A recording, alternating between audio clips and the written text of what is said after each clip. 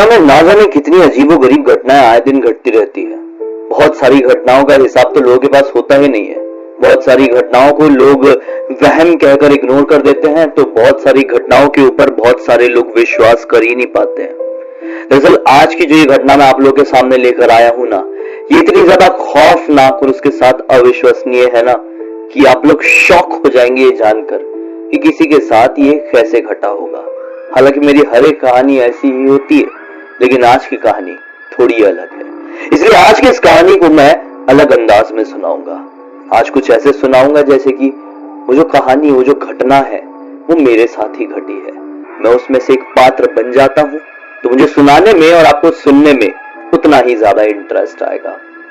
दरअसल ये घटना 2015 की है, आज से तकरीबन 8 साल पहले की। मेरा नाम सचिन है। मैं गुजरात के सिद्धपुर गांव का रहने वाला हूं। अभी तक मेरे जीवन में कुछ भी गड़बड़ नहीं हुई थी। सब कुछ मुझे बहुत अच्छा लगता था। मेरी लाइफ बहुत अच्छे से कट रही थी। मुझे भूत प्रेतों के ऊपर, भगवानों के ऊपर विश्वास नहीं था। मुझे ऐसा लगता था कि हम इस दुनिया में साइंस की वजह से ही जी रहे हैं और एक साइंटिफिक रीजन की वजह से ही हमारी मृत्यु हो जाएगी। ये दुनिया केवल और केवल एक चमत्कार की वजह से चल रही है, जो चमत्कार साइंस ही करता आ रहा है, और साइंस के चमत्कार की वजह से ही ये दुनिया खत्म हो जाएगी। एक तरीके से कह सकते हैं मैं नास्तिक था, और जितना ही ज्यादा मैं नास्तिक था, मेरे आसपास के लोग उतने ही ज्यादा आस्तिक थे।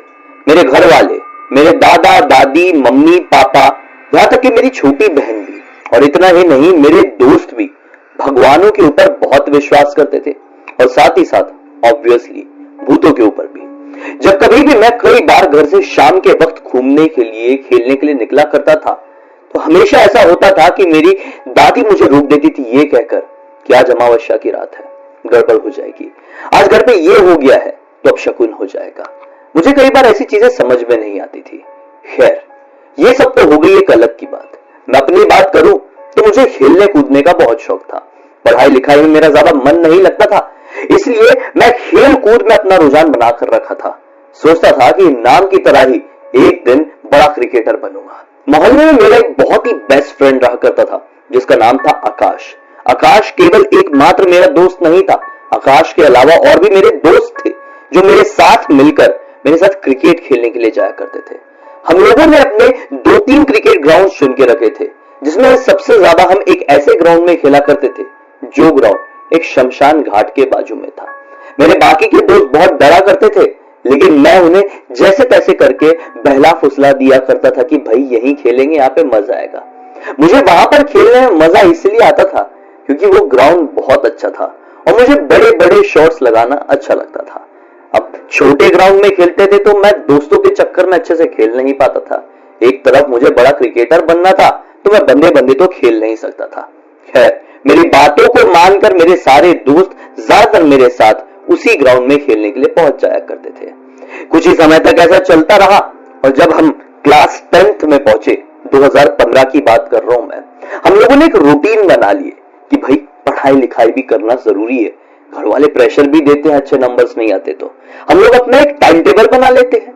क्यों ना हर दोपहर को 3 बजे खेलने के लिए जाएं, 2-2.5 घंटे खेले, घर पे लौट जाएं, थोड़ा फ्रेश होके मुंह हाथ धो के फिर पढ़ाई करने बैठ जाएं, तो घर वाले खुश और हम तो खुश चल ही रहे हैं। बस इसी के साथ हम लोग डेली 3 बजे खेलने पहुंच जाया करते थे। अब एक बार की बात है, टाइम चल रहा होगा दिसंबर का। यहाँ पर मौसम बहुत अच्छा लगा हुआ था। हम सारे के सारे दोस्त लोग पहुंच गए 3 बजे के आसपास बाहर खेलने के लिए। लेकिन उसी समय मेरे जेब में रखे हुए मेरे छोटे से मोबाइल में मेरी दादी का फोन आता है। दादी कहती है कि लौट जा, आज मत खेल। मैंने कहा क्या हुआ दादी, क्यों वापस बुला रही हो? दादी कहती है कि घर में कांच फूट गया है, अब शकुन हो गया है। मैंने गुस्से में दादी को बोला, कई बार आप बोलती हो कि कांच का फूटना तो अच्छा होता है, और आज आप बोल रही हो कि अब शकुन हो गया है। अब क्यों ना मुझे खेलने देना चाहते? आप लोग जैसे चाहते हो, मैं पढ़ाई तो करता हूं ना। मैं ऐसा कहकर दादी के ऊपर थोड़ा सा गुस्सा हो गया। दादी को समझाया कि दादी ये सब पुरानी बातें हैं, रूढ़िवादी चीजें हैं। आज के जमाने में ये सारी चीजें एग्जिस्ट नहीं करती हैं। मानिए मुझे खेलने दीजिए, खेलूंगा नहीं तो पढ़ाई नहीं होगी। लेकिन दादी आवाज से मेरी बहुत ज्यादा परेशान लग रही थी। लेकिन जैसे तैसे करके मैंने अपनी दादी को मना लिया, इग्नोर भी कर दिया और अपने खेलने के ऊपर वापस से फोकस भी डाल दिया। खेलते खेलते कब 4 बज गए पता भी नहीं चला और हम लोगों को बहुत प्यास सी लगी।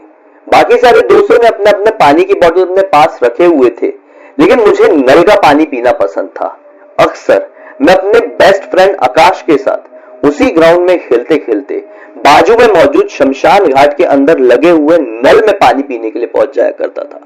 आकाश मुझे अक्सर टोका करता था कि यार वहां पे पानी पीने के लिए नहीं जाते, वो शमशान घाट है, लेकिन मुझे वहां का पानी अच्छा लगता था, ताजा ताजा मीठा मीठा और अलग ही ठंडक पहुंचाता था।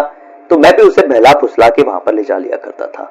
आज भी हम लोग पहुंचे और पानी पिए ही है तो हमने नोटिस किए, शमशान घाट थोड़ा बड़ा था ना, तो पानी पीने के बाद जब हम लौट रहे तो हमने नोटिस किए कि अंदर की तरफ किसी का अंतिम संस्कार हो रहा है। हमने दूर से ही नजर डाले तो पाई एक बूढ़ी औरत है जिसको अभी अर्थी में लिटा दिया गया है और शायद वो प्रक्रिया चल रही है जिससे पहले आग लगाई जाती है। उतने में ही आकाश की नजर पड़ती है उस औरत की अर्थी पर, जो कि हमसे ज्यादा नहीं 40 मीटर की दूरी पर रखी रही होगी। आकाश मुझे बहुत देर से कह रहा था यार मुझे बहुत भूख लगी है, बहुत भूख लगी है, कुछ खाने को मिल जाए। उतने में ही आकाश की नजर उस अर्थी पर पड़ी थी और उस अर्थी पे 2 नारियल बंधे हुए थे। ये चीज मुझे बताने में बड़ी अजीब सा लग रहा है, शर्म आ रही है और इमेजिन करने में वापस से मुझे बहुत अजीब सा लग रहा है, लेकिन आकाश उस नारियल को देखकर ललच गया, उसके मन में लालच आ गया। आकाश ये सोचने लगा कि मैं जाकर अगर वो नारियल निकाल दूं तो किसको पता चलेगा, सभी लोग तो उस बूढ़ी औरत के अंतिम संस्कार में लगे हुए हैं, भूख तो बहुत लगी हुई है, चलो जाकर निकाल लेता हूं। हालांकि आकाश ये सारी चीजों पर विश्वास करता था, लेकिन मुझे समझ में नहीं आ रहा था कि अभी उसके ऊपर क्या सवार हो गया था, ऐसी कौन सी भूख है। हालांकि मैं ये सारी चीजों के ऊपर विश्वास नहीं करता था और ना ही करता हूं, लेकिन फिर भी मेरी हिम्मत नहीं होगी कि मैं ऐसा किसी अर्थी में बंधा हुआ नारियल निकालकर खाने की एक बार भी सोच लूं। आकाश आगे बढ़ने लगा। मैंने बोला आकाश मत जा, वो नारियल खाना सही नहीं है, लेकिन आकाश ने मुझे इग्नोर कर दिया जैसे कि वो मेरे जैसा बन गया हो, शायद मेरी संगति का ही असर था। खैर वहां से पीछे से मेरे एक दोस्त ने मुझे आवाज लगाया और मैं दौड़ते दौड़ते अपने दोस्त के पास पहुंच गया। शायद आकाश यही था, नारियल निकाला था, तोड़ लिया था, खा भी लिया था। 5 मिनट कुछ बात किए ही थे हमने कि पीछे से आकाश आया। मैंने आकाश की तरफ देखा और धीरे से बोला खा लिया ना। आकाश ने भी सर हिलाया और बोला चलो खेलते हैं।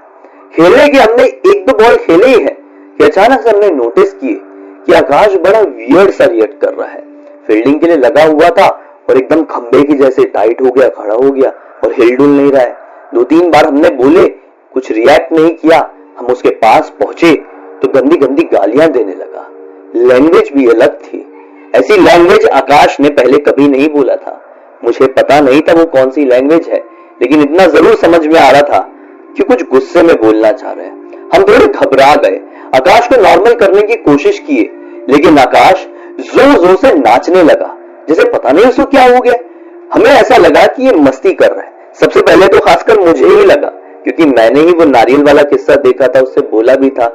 मुझे लगा वो मेरे साथ मस्ती कर रहे हैं, लेकिन आकाश अचानक से सामने पीपल के पेड़ के चबूतरे में जाकर अपना सिर पीटने लगा और उसको हमने रोकने की भी कोशिश किए, लेकिन उसके सर से खून बहने लगा।